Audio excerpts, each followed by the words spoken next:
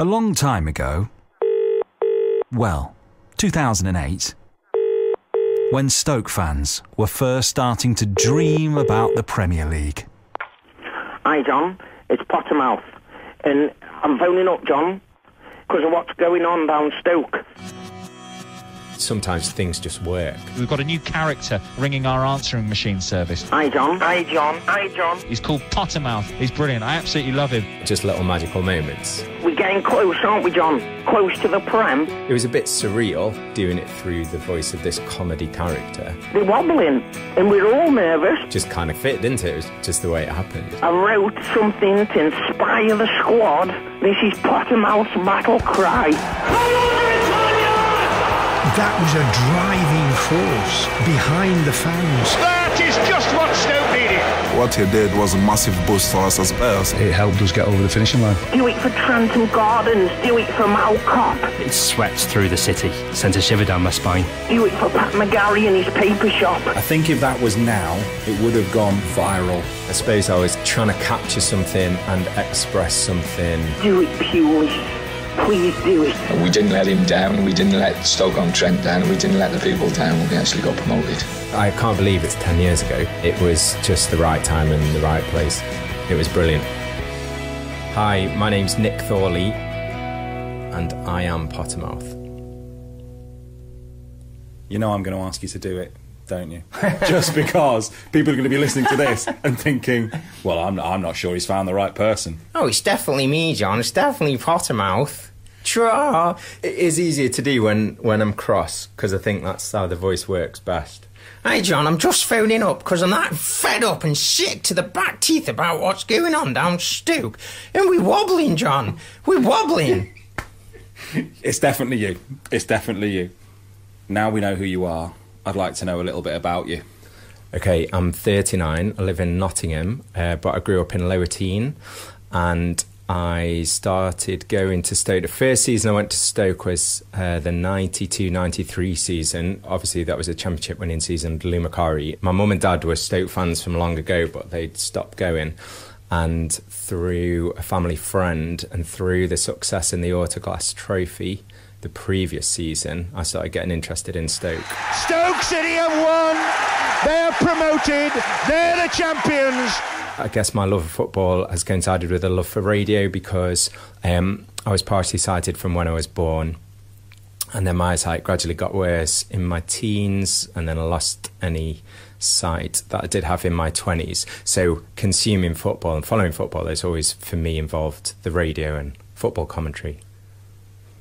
Do you know what a bombshell that's going to be to people? Not only hearing who you are, but the fact that you're blind, which makes what you've done even more incredible.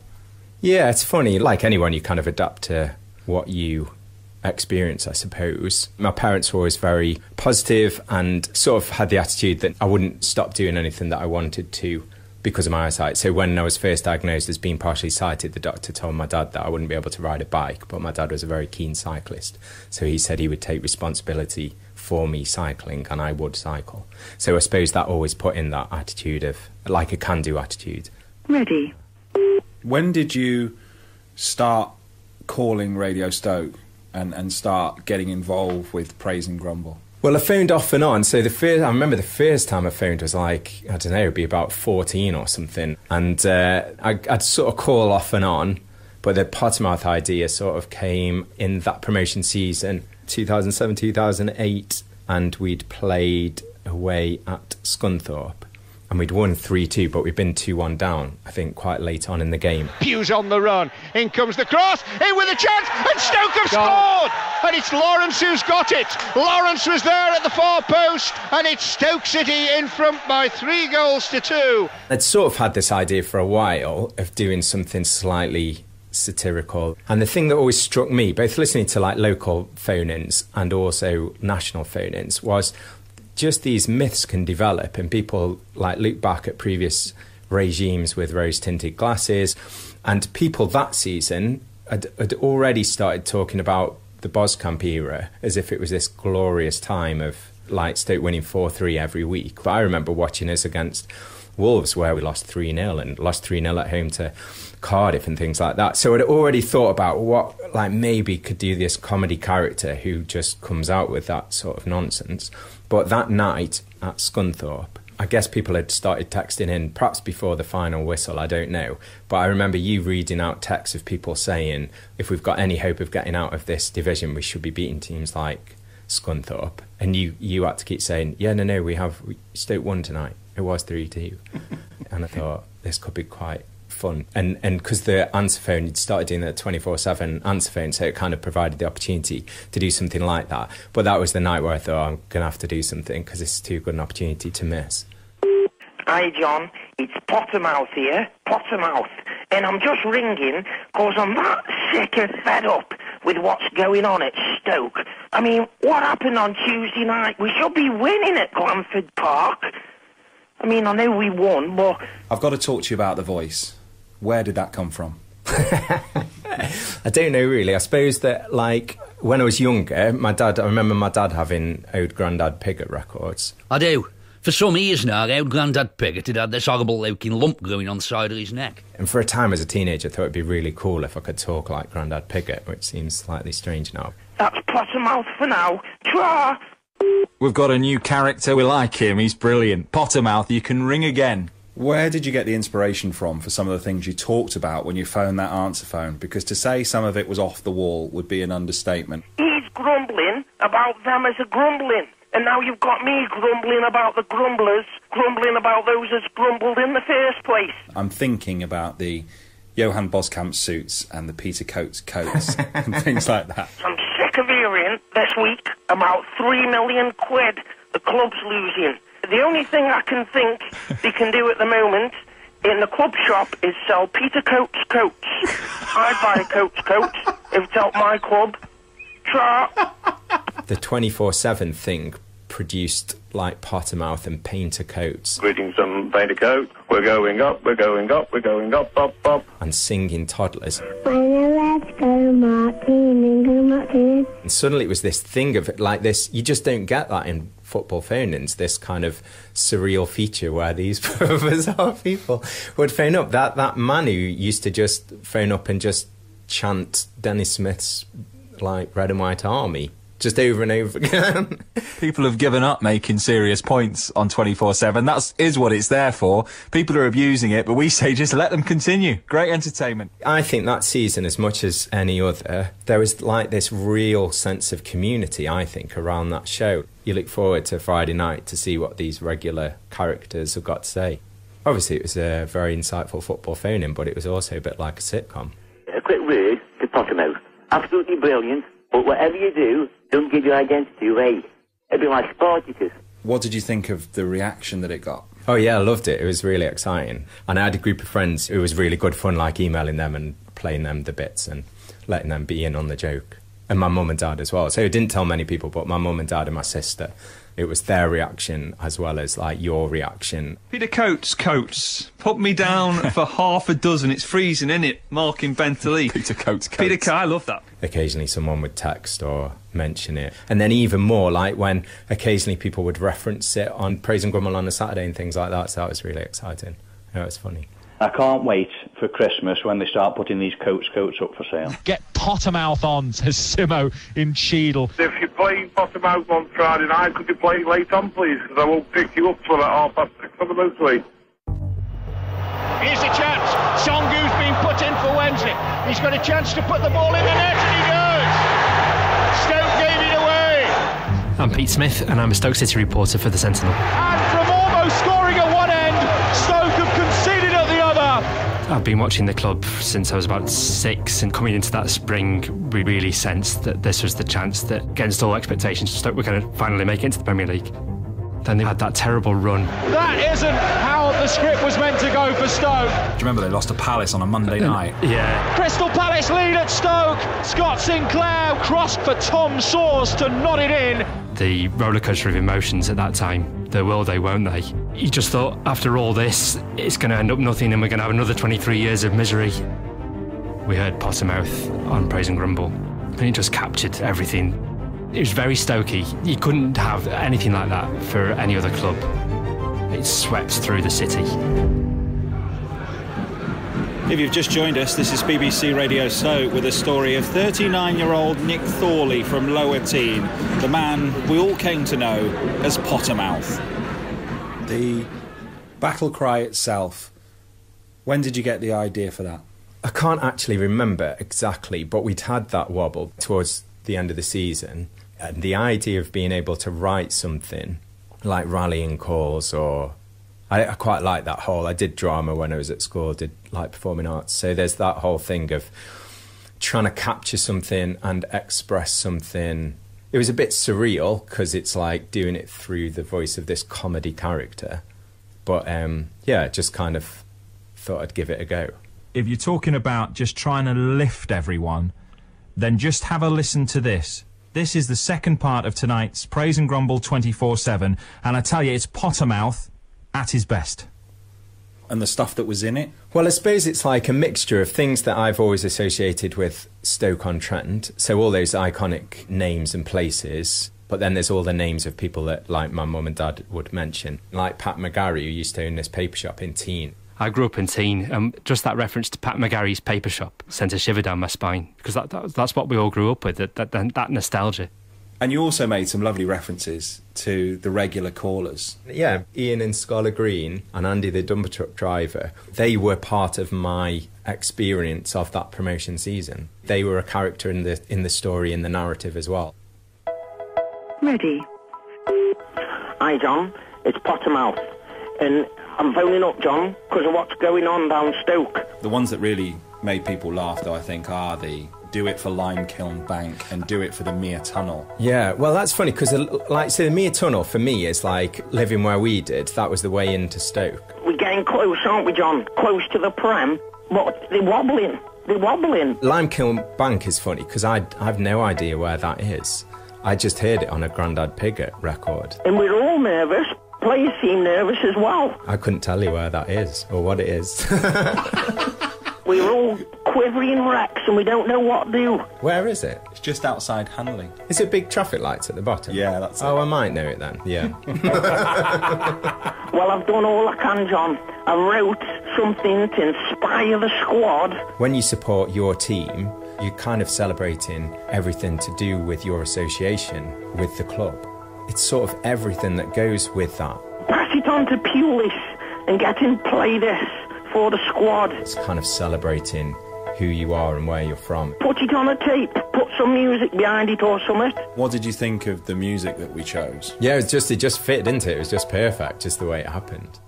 Let's go and inspire him, this is John, before the last few matches. When the music starts and you just hear his voice coming in, I start wowing up. This is Pottermouth's battle cry.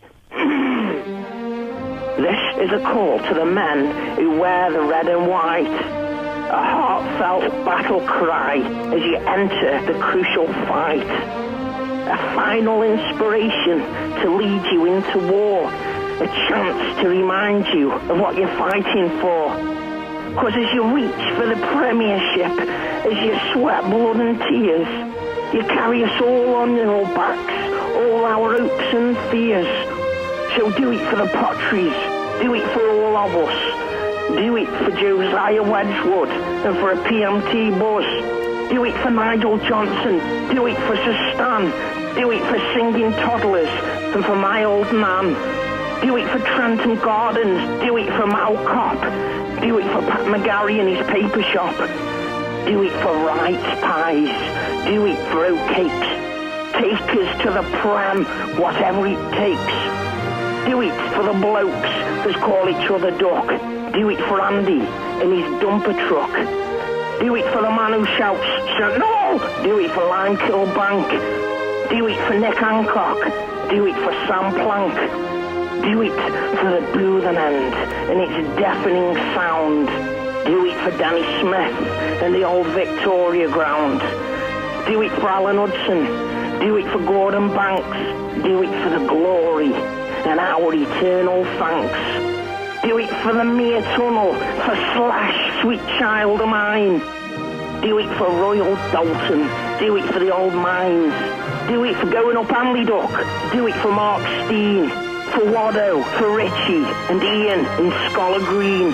Do it for Longton Bus Station, for the shirt on your back. Do it for old Grandad Pigott and for Club Paper Jack. And we'll be with you every step along the way. Down the Brit, United and Arsenal every week on Match of the Day. Do it for the Stokies around the world, near and far. Do it, Pulis. Please do it. A rate.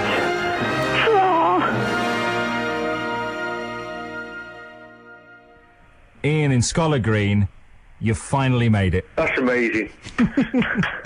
Well, I want that going to speakers at the Britannia next match, and I'll stand up and put my hands in the air when my name's mentioned. Hearing Ian's reaction and Andy's reaction on that Friday night, what was that like? Oh, it's amazing. Like, that was the best thing. Another famous one, Andy the dumper driver. Oh, hi, mate. He's a lad and half, isn't him? Hearing them being so excited to be mentioned and everything is amazing. Yeah, it's really nice. Been swamped with texts about Pottermouth. Fantastic. Please get that played at the Britannia before the next home game.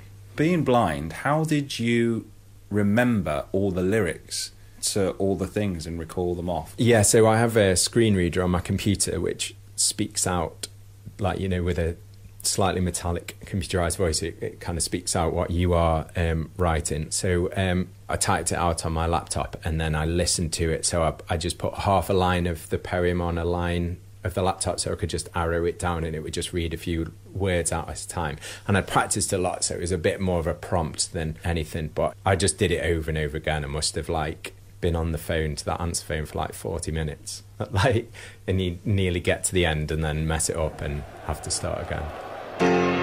Good afternoon from the Ricoh Arena. And then there's the Coventry game, of course. It's a massive, massive game for Stoke City this afternoon here. The atmosphere was special. It was incredibly hot. I know you've all been talking about it, but we'll give you another chance to hear Pottermouth Battle Cry.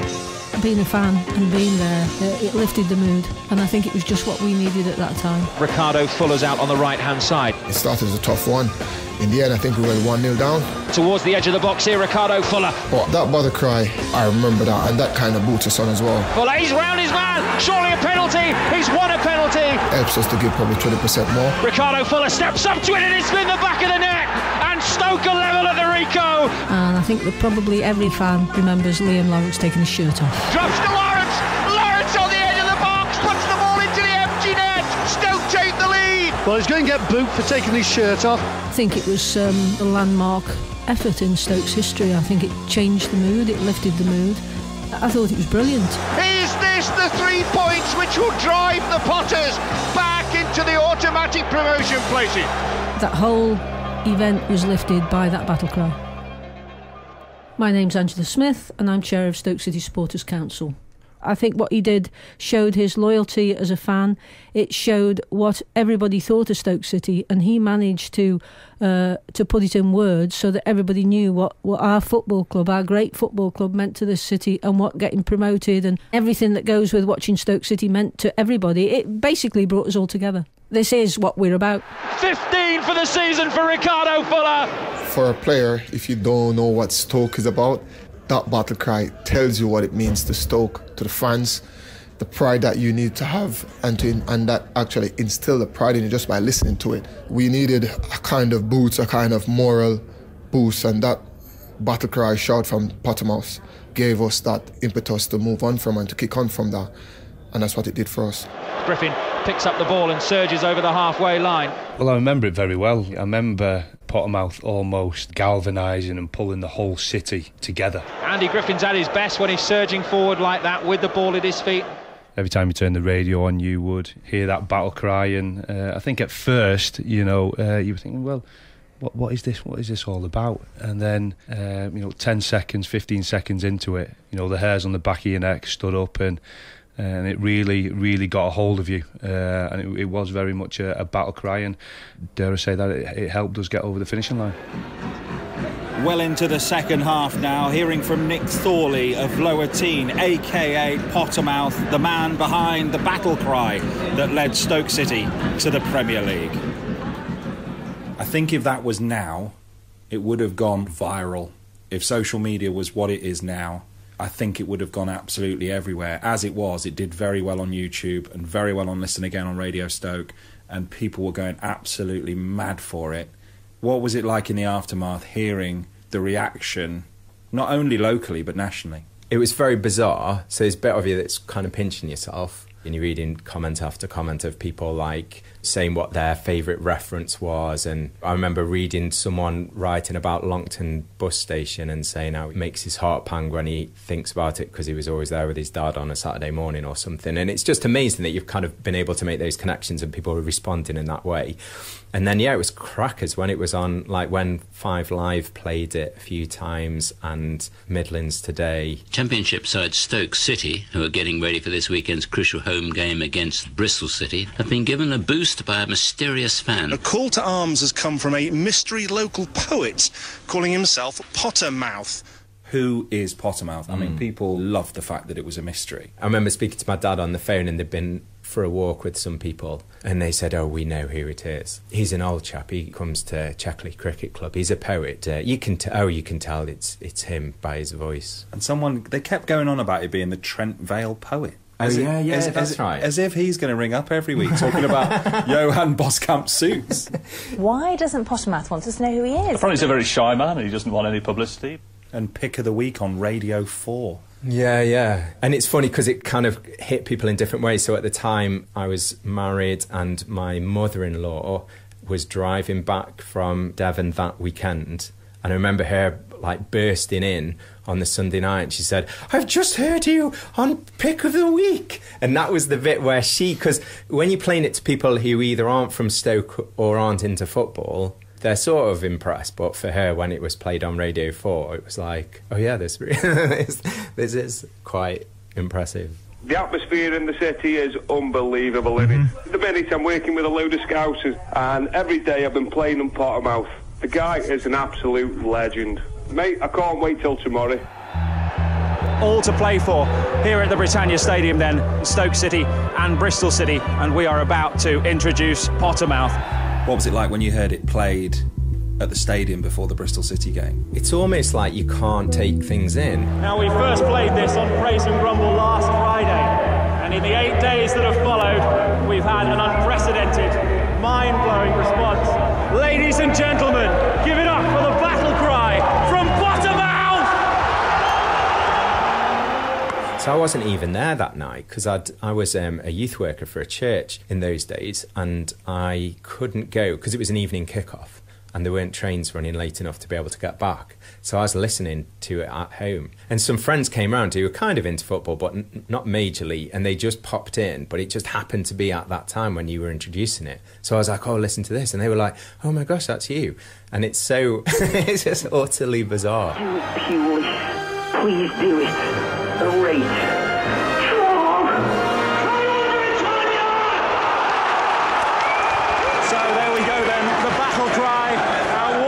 Fantastic reaction it got. I'm Nigel Johnson. I'm Stoke City commentator. Well, the noise is absolutely unbelievable. I thought it was fantastic. There was such a groundswell of hope and desire for Premier League football, and that was a driving force behind the fans to get everybody in the right mood to go into those final games of the season, all thanks to Pottermouth saying, come on, do it for all these people. In goes the chip free kick, up goes the header, and the ball's in the back of the net, and it's the Mama!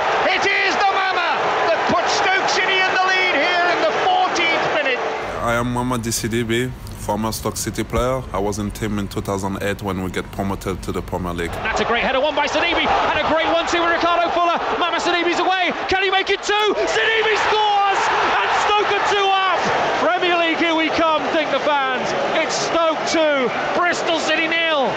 It's fantastic memory, and as I remember, like it was yesterday in dressing room, listen to that, and it was a massive boost for us as players. That make me realize you're not playing just for the football clubs or for the fun. Is beyond that. You play for the whole city and even for some Stoke fan who live abroad, and that gives us a massive boost to go on the pitch and to do it. Stoke City have won by 2 goals to 1. Premiership is starting to open. This fella came out with this poem, Pottermouth, and it was brilliant. It was all about the city, all about the people in the city, all about the desire to get into the Premiership. And it's up in the house, in this little sports room that we've got, and it'll remain there. You know, it was a wonderful poem that I will treasure for the rest of my life. And luckily, we didn't let him down. We didn't let the Stoke-on-Trent down. We didn't let the people down. We actually got promoted. What do you think of the fact that Tony Pulis has the lyrics to your poem in his study in his Bournemouth home framed on the wall? Yeah, well, that's funny. That's just amazing. He played it to the squad in the dressing room. And that's the bizarre thing, isn't it? And that's why I suppose partly why it worked so well. It became this kind of big thing and everybody really liked it. But up until then, Pottermouth had been this ridiculous character who's phoning in saying stupid things. So it was kind of, I suppose that added to the fun of it, I guess. It's all over. Stoke City are in the Premier League next season. The fans just invade the pitch. They were promoted. Where were you that day? How did you feel? Yeah, again, that day, so this is true of so many of Stoke's magical moments. I could tell you all these awful games that I've been to. Again, I couldn't go that day because I was working. I knew I wouldn't be able to go and I thought I'd be all right. But when especially hearing everybody on the pitch, I just was thinking, oh my gosh, why couldn't I have organised something to be there? Stoke City are back in the top flight of football after 23 years. I'd never known Stoke being in the top flight. It's just this kind of mythical, legendary thing that happened in the 70s, apparently, that your dad tells you about and that you occasionally see clips of on TV. But it's, I guess, with it being the first time, it's the most just incredibly exciting. We are the Potters, the rip-roaring Potters, back in the Prem, we're purely Scotters. So come on, everybody, let's keep Stoke up, keep Stoke up. Pottermouth didn't stop there. You went on to create some brilliantly creative follow-ups as well. Yeah. Keep Stoke up. I did that Keep Stoke Up one, and then when we got to the semi-final of the FA Cup, I did one that went We Believe in the chorus.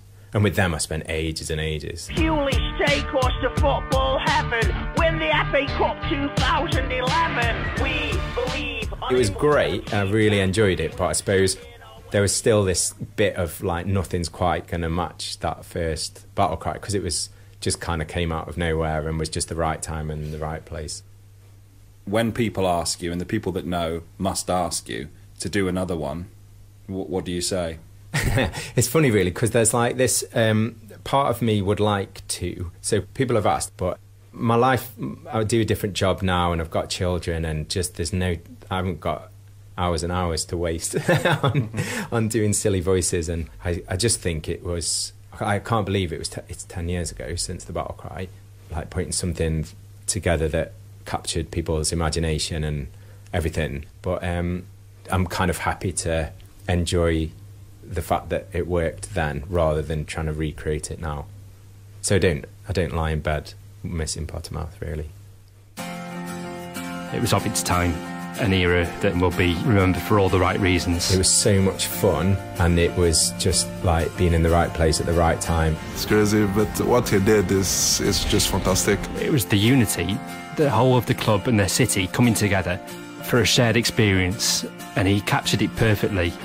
It did Stoke City's cause the world of good. I'm convinced that it pushed us over the line. I got a friend actually who worked in advertising, but he told me years later that they all got ushered into a room by their boss in London, and he played in the battle cry on YouTube because he wanted to talk to them about what we would now call things going viral. You know, I tried to track him down once and I had a tip-off. And I knocked on someone's door.